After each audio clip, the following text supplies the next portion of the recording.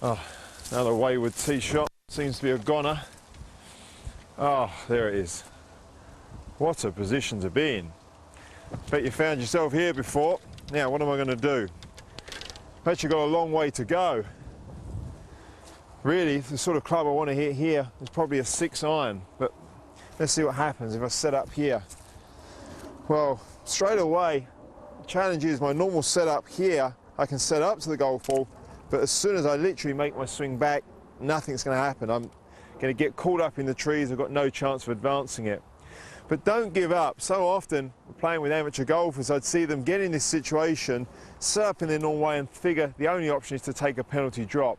And it really isn't. We could at least get the golf ball probably 40, 50 yards down the fairway, have a chance of possibly saving your par, at the worst dropping only 1 shot. What I'm going to do is I'm going to take a pitching wedge out to make sure that I've got enough loft on the club, and I'll explain why that's important in a moment. Because what I'm going to have to do is improvise, make some adjustments. I know that I haven't got much room for my backswing, so the first thing I can do is move my body away from the problem. I literally move my body over here. Now straight away that puts the ball a long way back, actually outside the right hand side of my body.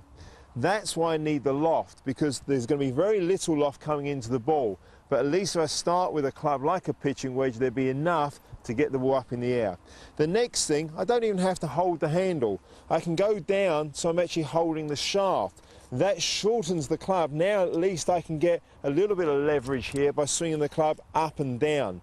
There's enough speed there in my hands to be able to hit the ball and now move it forward. It's very much a wristy action. Once the body is set here, it's nice and still, it's a wristy action, and you punch down into the back of the ball. It will pop up in the air and shoot forward. Let me show you. Practice it a couple of times. That's very important. Have the practicing so you know how far you can go back. You don't want to be swinging up here and getting caught up. Once you're happy with it, you've got the feel for it, then go ahead and punch it back